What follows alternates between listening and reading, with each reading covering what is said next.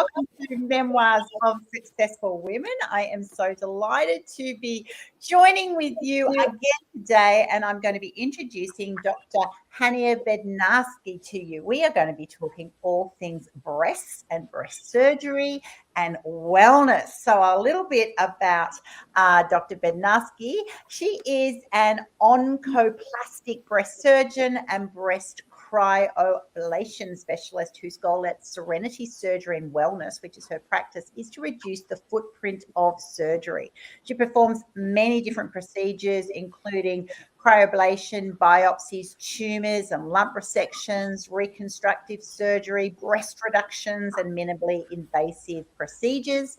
And she actually is super passionate about educating patients of all ages who are scared or anxious about breast cancer in particular, or who simply want to improve their lifestyle. So they're all presented with all of their options, opportunity to feel whole again. So I'm really looking forward to chatting today. Welcome to my program, Hania. Thank you so much, Annie. Thanks so much for having me. You are so welcome. And I have not discussed breast or breast surgery, breast cancer with anyone on this program. And I know it's going to be so interesting to our listeners because let's face it, women are thinking breast. We have this sort of fear of breast cancer. We know the rates are high. We're encouraged to get mammograms. We might have had a relative with breast cancer. And then there's also people who've had breast implants, breast reductions. One of my family members has just had a reduction. And so this conversation is kind of like always lurking in our minds, but we often don't tap into it. So how about you just tell us straight away, what do you do in your words? And what are those fancy words that I just mentioned in your introduction? Sure, I would love to. So yeah, I'm an oncoplastic breast surgeon, and that means that I do everything from biopsy through reconstruction for patients. So I had training both in tumor resections. I, again, just do all of my own biopsies. And then I also know how to reconstruct the breast to make it still look like a breast.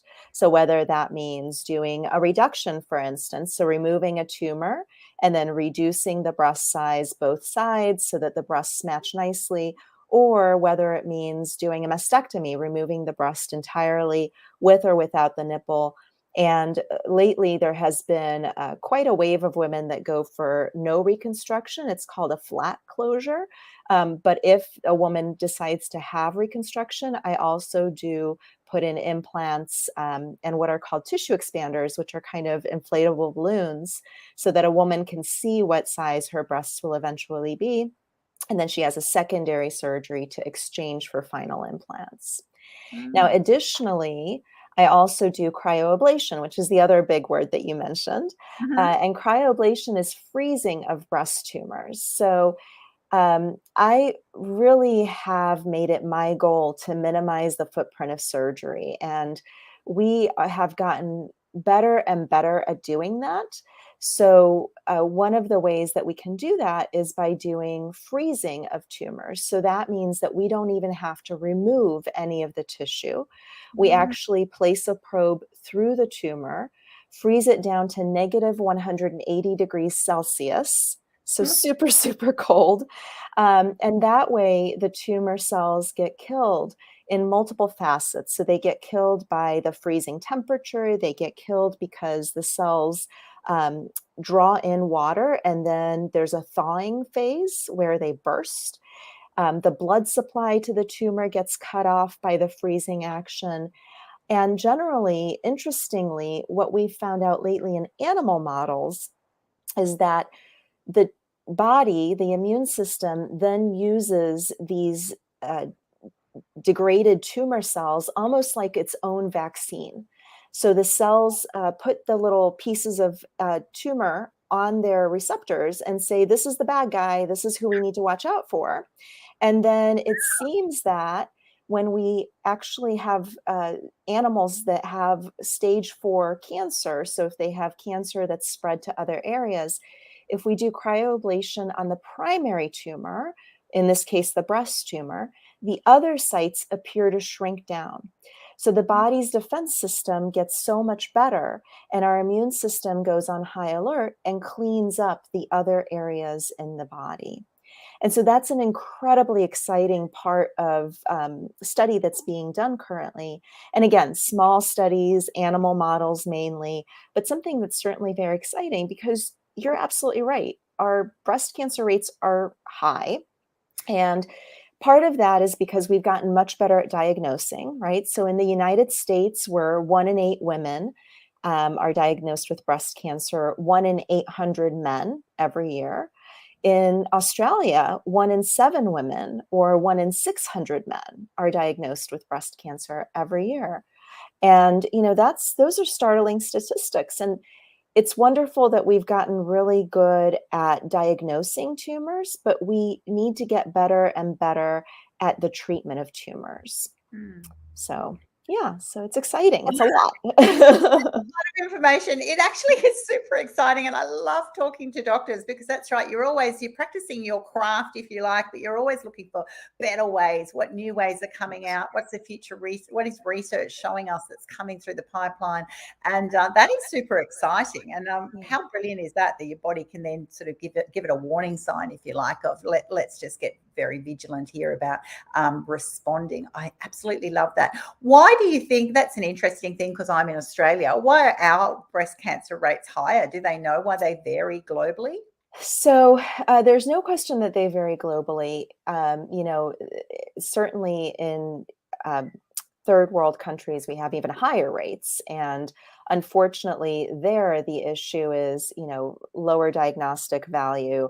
We really aren't able to get diagnosis early enough. And so usually these tumors are found when they're much more advanced. It also has a lot to do with our diet. So we know that processed foods carry an increased risk of all cancers, not just breast cancer. There were studies done in the 90s, the Women's Health Initiative, which were carried through about 20-year follow-up, that showed that women that use high levels of hormone replacement therapy do also increase the risk of breast cancer. Now, interestingly, lately, we've gotten a lot better about really fine-tuning that information, because sadly, when women do have symptoms that need to have potentially a short course of hormones to help them through those symptoms, whether it's night sweats or insomnia or mood swings or, libido issues or vaginal health issues, there's no question that we need to be able to help that. And we know that hormones help quite a bit. So we've gotten a lot better at realizing that vaginal estrogens, so applying a cream directly in the vaginal area, is actually quite helpful and not nearly as harmful as oral hormone replacement therapy. So we've gotten better at a lot of things, but we still need to continue doing better, right? And I don't know specifically why there's such a difference between Australia and the US, but certainly we just need to do better generally. So. Would actually be a very, very high rate of testing. I know our government really does, encourage women from 50 or 40, if you've got a strong family history, to actually go out and get mammograms. So I think maybe per head of population, it could actually just be the testing rate. But with everything, it's definitely worth researching and finding out why.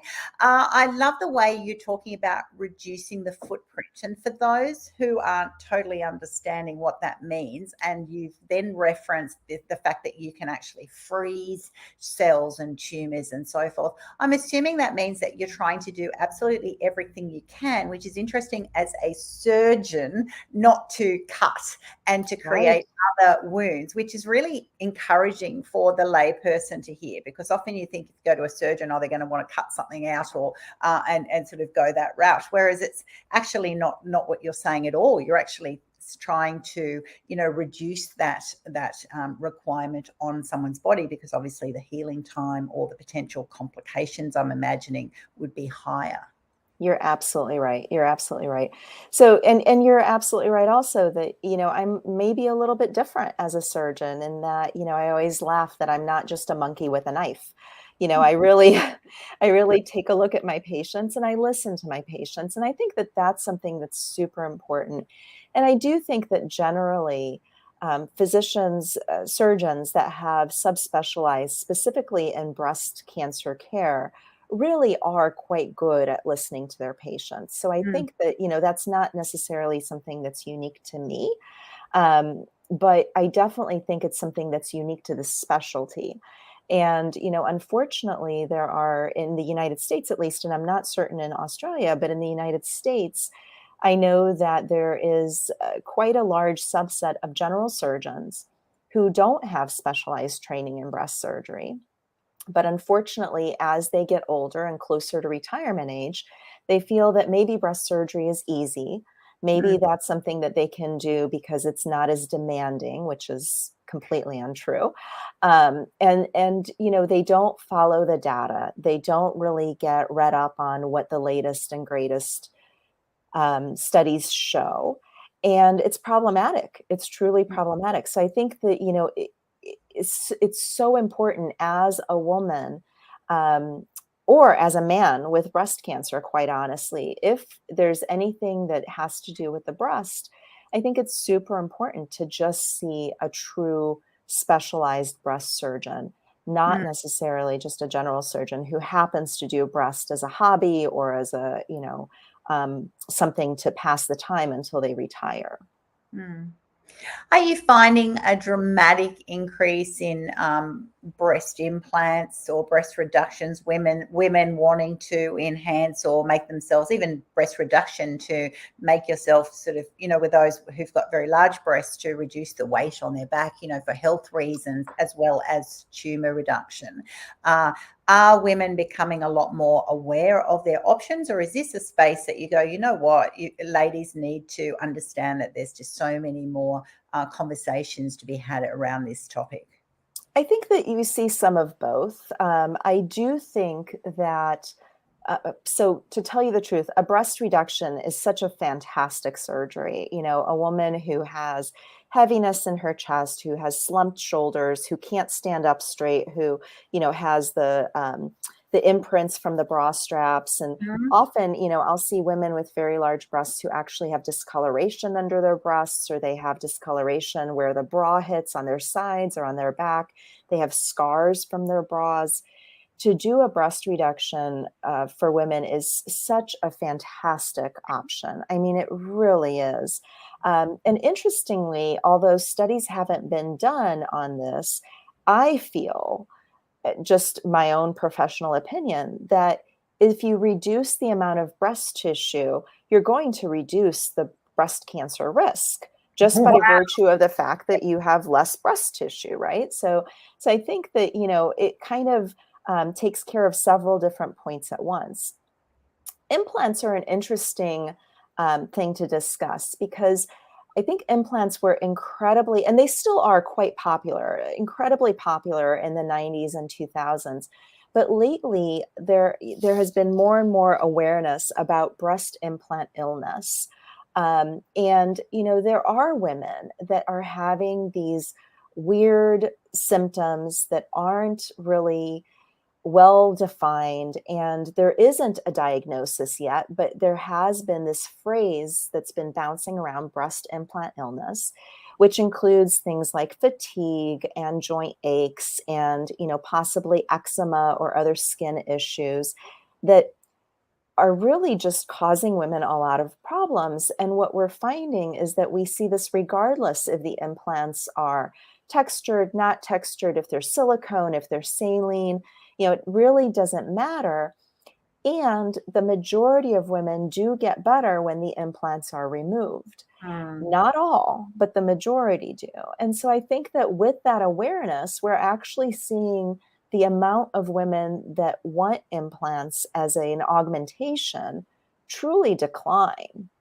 Now, interestingly, as an alternative, when we're talking about breast reconstruction after mastectomy, we actually are seeing the amount of breast implants increase, as opposed to using a muscle flap or a belly flap to reconstruct the breast. They're significantly easier surgeries to withstand. It's less time in the hospital. It's less downtime from work or from your household chores.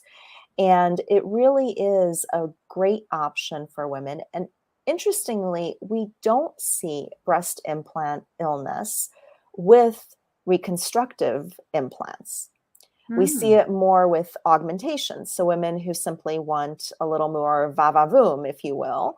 Yeah. We see it in them more than we see it in women who have had breast reconstruction for mastectomy purposes. Fascinating. Yeah. Fascinating. Absolutely fascinating. What's your advice to those of us who watch those TV shows and then people just go, I want breast enhancement, and so instead of paying the fee that is required in the US or Australia, they'll then fly to somewhere like Bali and get their breast surgery there. Now we all see the shows and see sort of horror stories. Is that real that is a real risk for people? What's your advice to people who are thinking about sort of taking that cheaper option? Yeah, I think you get what you pay for, and I have seen those horror stories in my office, and I've seen those.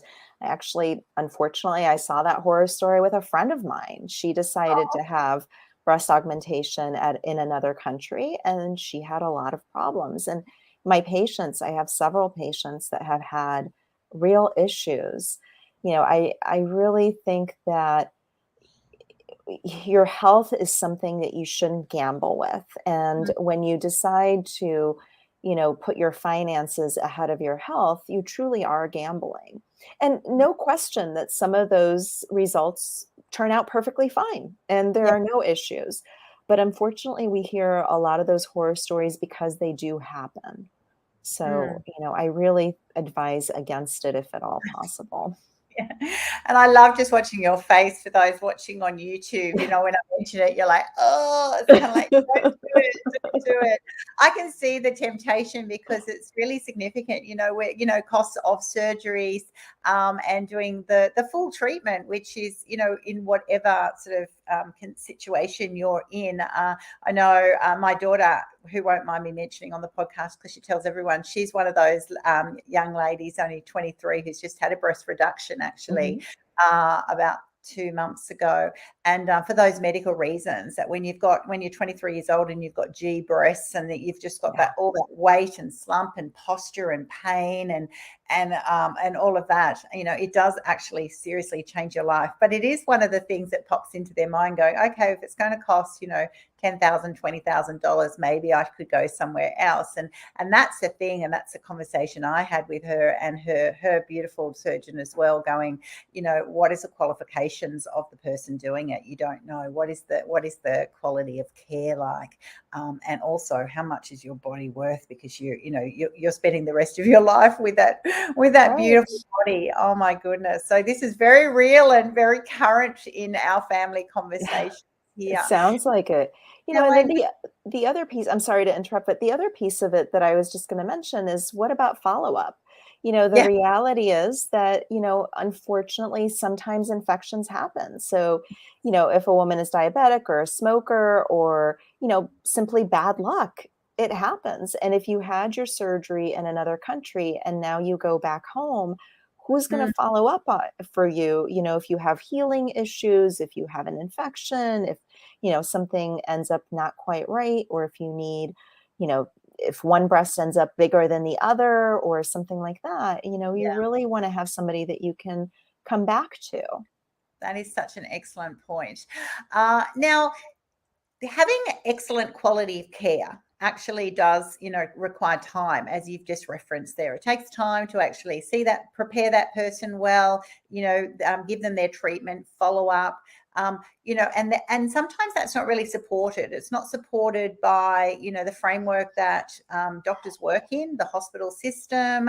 It's not even sort of understood or recognized by patients on why those follow-up appointments are necessary, because instantly you're thinking, oh, I've had the main job done now. It's just extra money. Is it really required? How does that whole issue work for you as a doctor? It must be so frustrating working in that framework and also having the effects of that from people in society. Absolutely. Absolutely. So, you're absolutely right. And it's one of the reasons that I am so happy to be in private practice, because I really call my own time. And if I want to spend an hour with a patient, I can spend an hour with a patient. I don't have, my hospital CEO breathing down my neck saying, you have 15 minutes with this patient.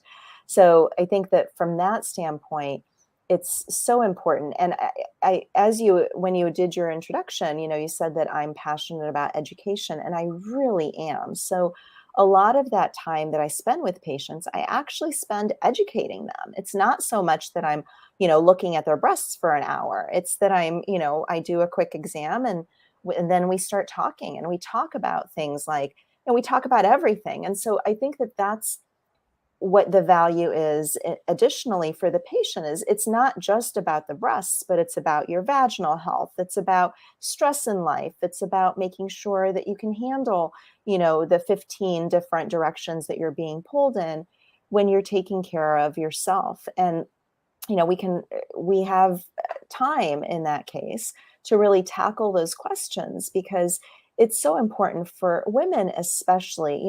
We really bear the brunt of our family matters, and we're the ones that are, in charge of keeping the schedule and making sure that everybody gets everywhere on time, and everybody has, their lunches packed, and their coffee made, and their clothes and their shoes on straight, and they have the right shoes with the right shoe is matching the left shoe, and and for the husbands and for the kids, it's for everybody. And we always put ourselves last. And so I think that, when you're seeing a breast surgeon, in that moment, in those minutes that you're with the breast surgeon, you can truly take time for yourself and really figure out what the best aspects of care are for you, and how to best devote your time to yourself. So, you're right. There is sometimes some difficulty in making sure that patients understand the importance of follow-up. But I think that once they understand that it's more than just, checking the scars or checking the wounds or making sure that, their mammogram looks okay. Oh, I can get a report from my radiologist.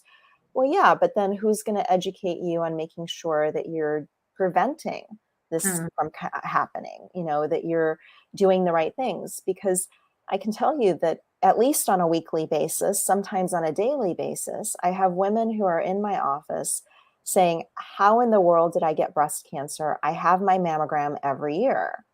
And mammograms don't prevent breast cancer. They just find it, And so I think that it's the education piece is really the biggest piece.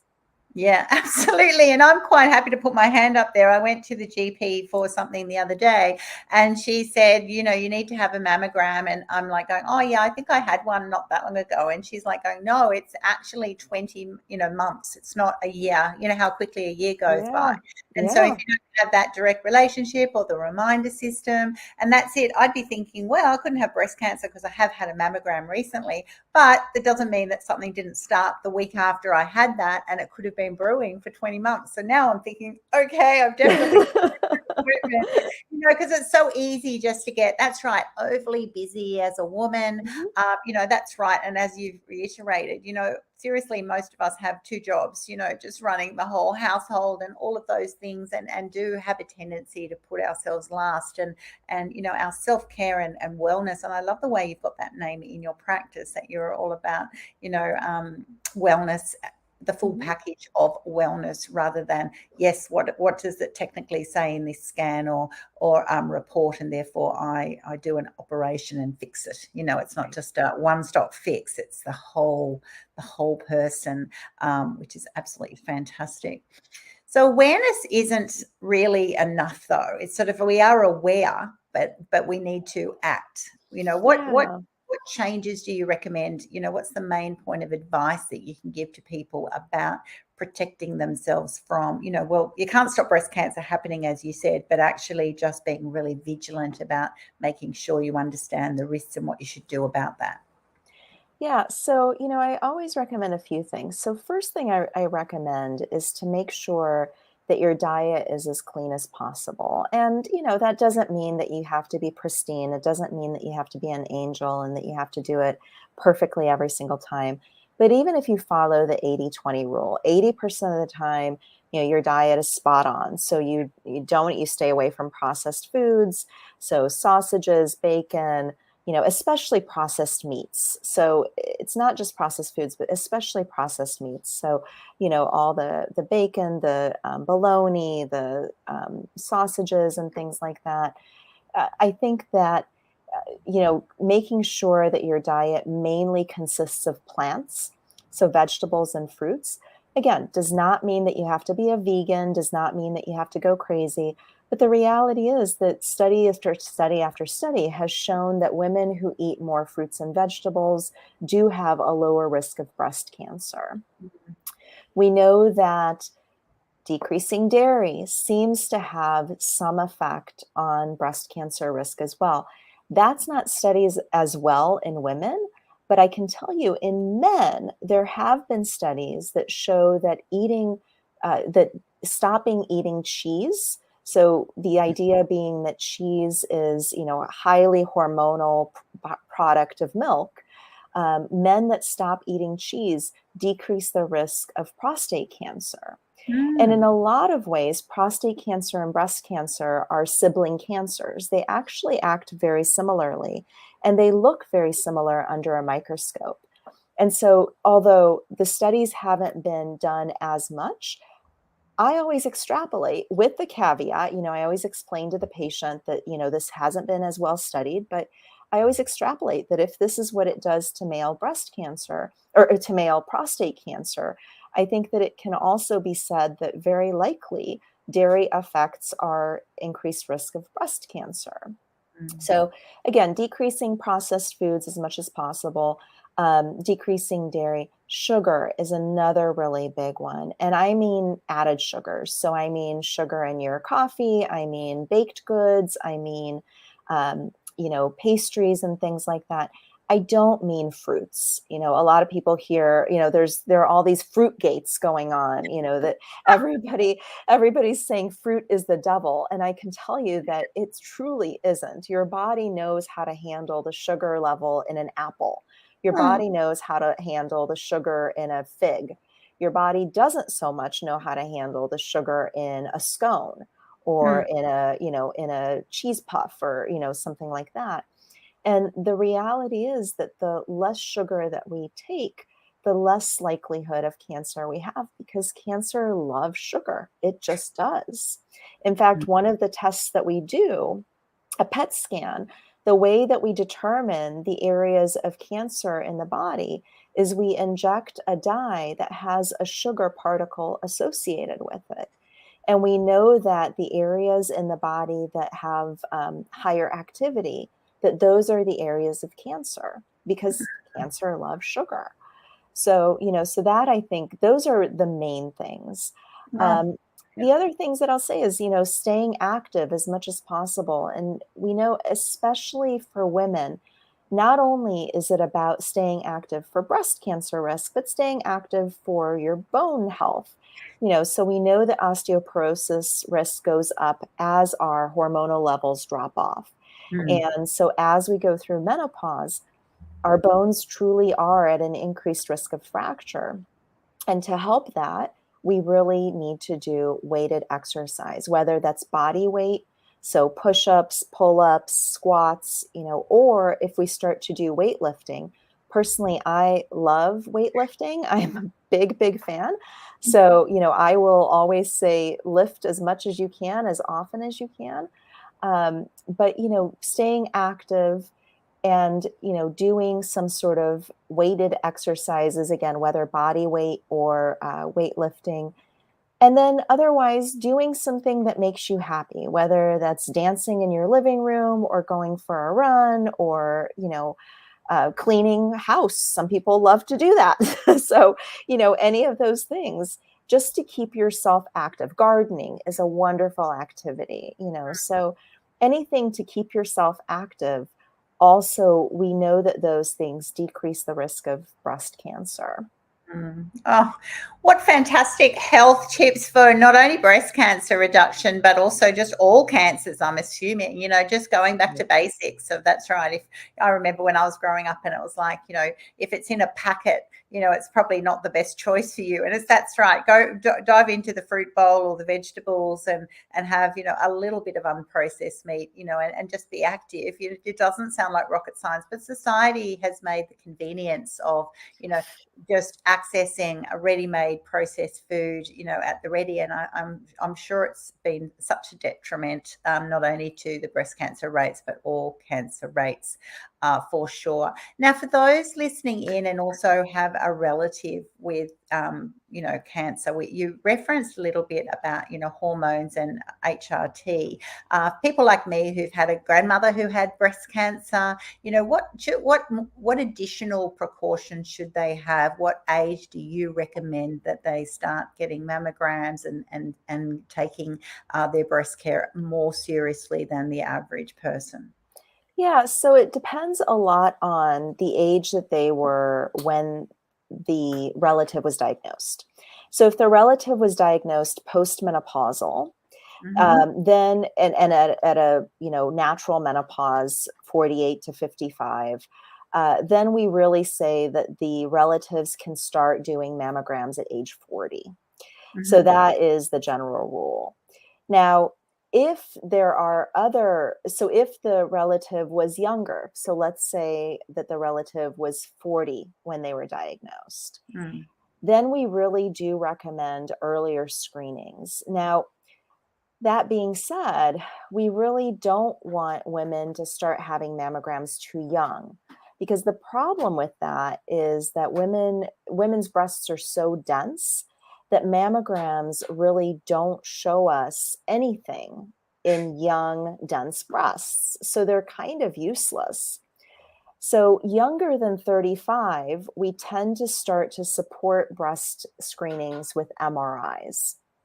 So an MRI and an MRI has to be with and without contrast. So in order to be able to see enough to be able to evaluate breast cancer developing in the breast, we really do need to be able to evaluate that with and without the contrast, because that's going to show vascularity in the breast tissue.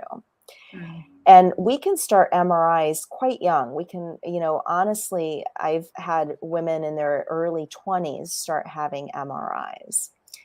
And the way that we evaluate for that is, again, not only the age of the relative that had breast cancer, but we also assess how many relatives have had breast cancer.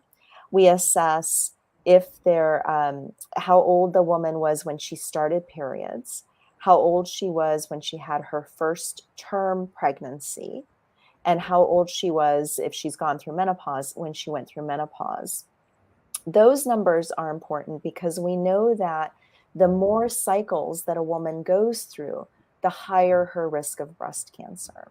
So if a woman starts her periods at the age of 9, which unfortunately we're seeing girls having periods younger and younger and younger, and honestly, that's because of the hormones in our foods, which is another topic that we can tackle.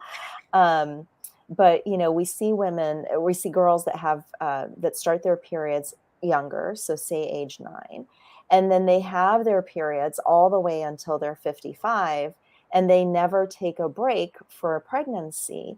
Those women are at a higher risk of having breast cancer than a woman who started her period, say at age 14, had her first pregnancy at 21, had another pregnancy at 25, and then went through menopause at 50. So you can identify that you have fewer cycles then, so fewer cycles for the breasts to change through. Mm. The other things that we look at are if the woman has had any biopsies that showed abnormal cells. So we know that if a woman has had a biopsy with abnormal cells, then we really do need to be more careful and more cognizant of her screening. Mm. And then finally, if she has Ashkenazi Jewish heritage, we know that women who have Ashkenazi Jewish heritage have an increased risk of having certain genetic mutations. So those are the breast risks specifically. Mm. Now, as we do more and more genetic testing, we've realized that there are certain other cancers that seem to be somehow linked to breast cancer risk.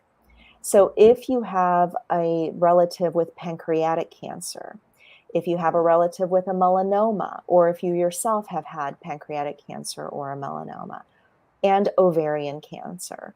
So those are the three main cancers that we also always kind of get a little alert about when we hear that a woman wants to discuss her breast cancer risk, because we know that especially ovarian cancer, if there's a relative that has had ovarian cancer, or if the woman herself has had ovarian cancer, then there's an increased risk of a genetic mutation that may cause also breast cancer to develop.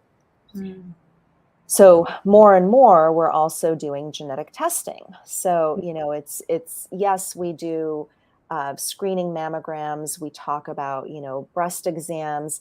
In 2010, there was this big hubbub here in the United States because the United States task force put out a statement that women no longer need to do their own breast exams, which is just mind-blowing to me. I can tell you that I have quite a few patients that come in having found their own breast cancer because they check their breasts. Yeah. So, I think that breast awareness is incredibly important, checking your own breasts, whether that's, in the shower or, before you go to bed or when you're putting on your lotion.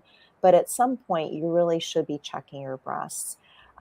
So, and then again, clinical breast exams, having your screening mammograms, MRIs if needed. Ultrasound is an interesting imaging technique. I use ultrasound in my office like it's my stethoscope. The great majority of women in my office get an ultrasound at some point. And in fact, I do it to the point where I don't even charge for an ultrasound because I think it's silly to charge for an ultrasound. It's just part of my pricing structure. Mm. So when I see a woman, if I feel she needs an ultrasound, I do an ultrasound. So an ultrasound is incredibly valuable for targeted areas of the breast. So if there's a lump, or if there's a finding on mammography that needs to be better evaluated, an ultrasound is a great adjunct to actually take a look at that specific area. I am not a big fan of what are called whole breast ultrasounds. So when a woman goes in and so there are two different kinds. So a handheld ultrasound. Unfortunately, a lot of imaging centers will call an whole breast ultrasound where they scan at 12 o'clock, and so we look at the breast like the face of a clock, right? So at the top is 12 o'clock, at the bottom is 6 o'clock. And then depending on which breast you're looking at, 3 and 9 o'clock are at the inside and outside. And so at a lot of imaging centers, they'll call a whole breast ultrasound where they scan at 12 o'clock, 3 o'clock, 6 o'clock, 9 o'clock, and they call it a day. And unfortunately, that's far from enough. So if we're actually doing an ultrasound for diagnostic purposes, I think that it's important to not go on a fishing expedition and not just, do this kind of haphazard wherever the scanner lands is where we're going to scan. I think it's important to check the area of concern.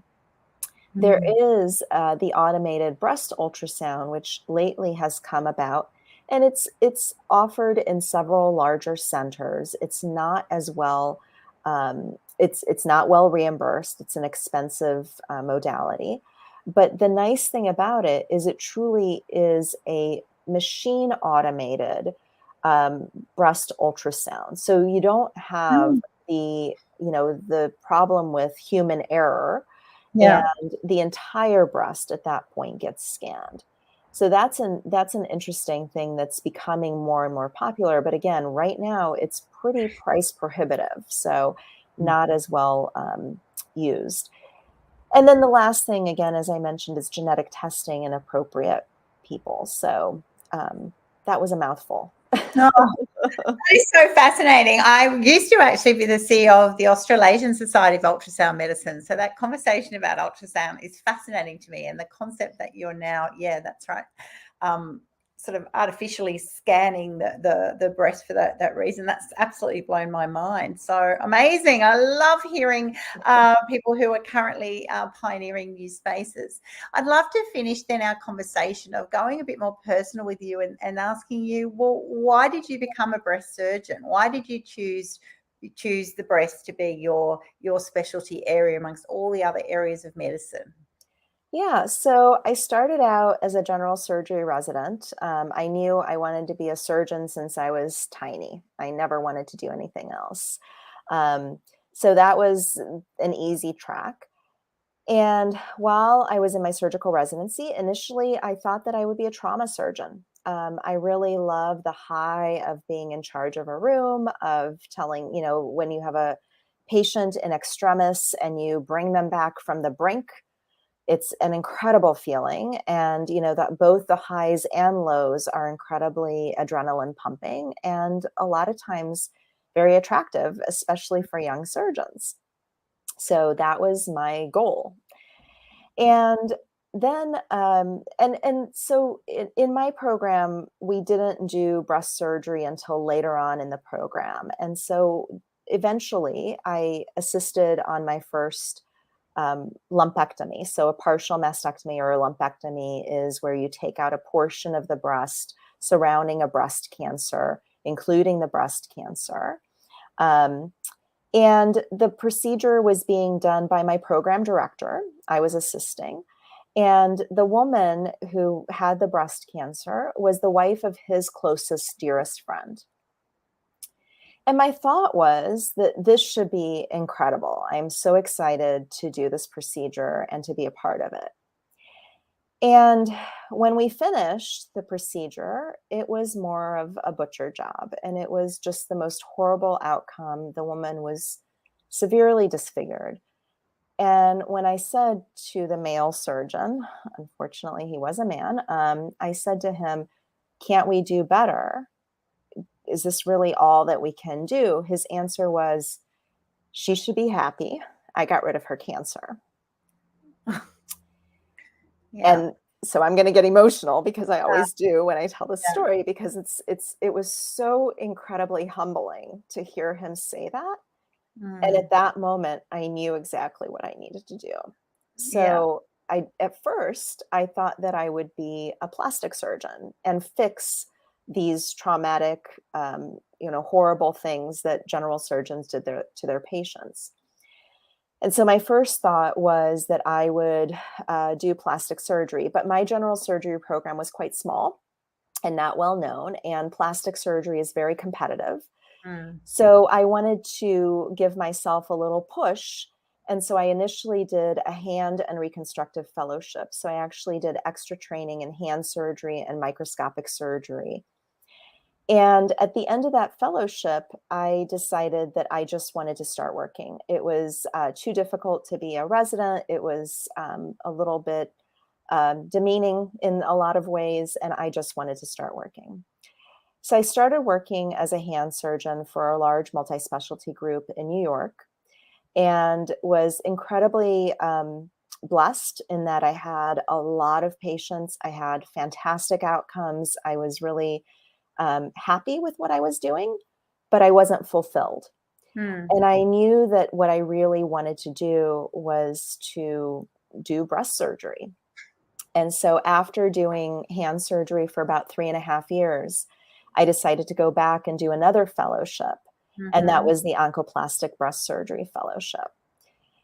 So I've dedicated my practice to breast care since 2009. And I'm so, so happy that I did that. It's just been an amazing journey for myself. And I love to be able to help my patients on their journeys. I can hear that so powerfully, and I love that explanation of what or how your why drives you. Those listening into Dr. Hania's sharing there, you can see that you know, it doesn't mean that you're not good at other things. You know, you're very good, very competent. It's not about that. It's actually somewhere deep down in all of us, I believe, is that, you know, that desire to, because of a circumstance, a situation that occurred that actually says, I can do better, you know, Right. or I'm not going to judge someone else, but I can be part of, you know, a better future. And I hear that so strongly from our conversation today.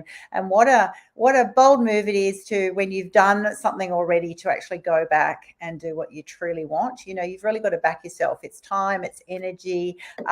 It's sometimes a sideward step, sometimes even a backward step for a little while until you then sort of rise above that. But I so admire you and all of us when we really just lean into that sort of, you know, desire to be the best of who we were born to be, and what stimulates us and motivates us. Because who benefits? One, you're happier and healthier, but your patients are just so blessed to have you as their doctor. I am 100% sure about that.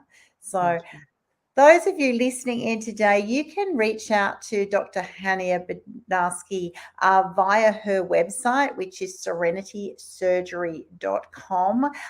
So if you, I'm assuming they can just go to that website, find out more about you. Can they contact you directly if they've got a question? How does that work? Absolutely. So we have several ways in the website that patients can contact me.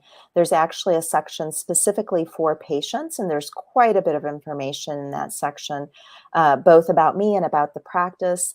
I also do televisits, so you don't have to necessarily come to Myrtle Beach. That's where I am. I'm right by the beach in the United States, Myrtle Beach, South Carolina. You don't have to come to the beach, although I can tell you the beach is wonderful. But, you know, I do televisits. So if anyone is interested in getting a second opinion, or if they would just like some more of an explanation of what's going on, I am very, very happy to help women on their journey in any way that I can. Oh, thank you so much. For those listening in, if you've had an experience that you've had some surgery that you just have always regretted, you might not be happy with the results, and you think, I've just got to live with that, I encourage you to reach out. If you're actually worried about breast cancer and you've put things out of your mind, you know, sometimes you can be so overwhelmed by something you haven't even tested, you don't want to know. You know, it can be that head in the sand approach, and there's no judgment with anything. You know, it just means that now, today, you can actually make that decision to just reach out and have a conversation. Doesn't mean that you're going to be spending lots of money, getting lots of tests. It just means that we can become more aware, and not just aware by this kind of conversation, but actually just to do one action. And I think the first action is obviously to become, you know, more familiar, more engaged with your own health and wellness, and a step there is just reaching out and finding out some more information. Thank you so much for being on my program today. Our conversation has just been so interesting. I've certainly learned a lot. I know those listening around the world, women will be like, wow, I'm going to actually re-listen to a few of those facts. There was so much information in there. I know it just comes out off the top of your tongue, but it's like, wow, I'm going to definitely revisit some of those. Definitely for all of us ladies, definitely check your breasts every month. Make sure that you know what schedule of mammogram testing you should be having, and other requirements as recommended by your doctor.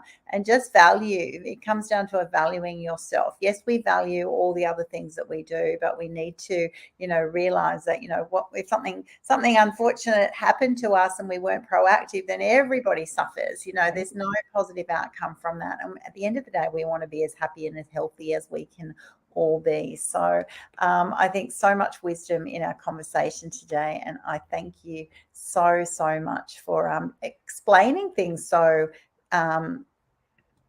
easily. You know, sometimes we get bogged down with medical jargon, and I must admit, when I sort of looked at your introduction, I'm going, okay, what's some of those things? And you've just made it sound so simple. So thank you. Aw, Annie, thank you so much for having me. It's been great fun. Thank you.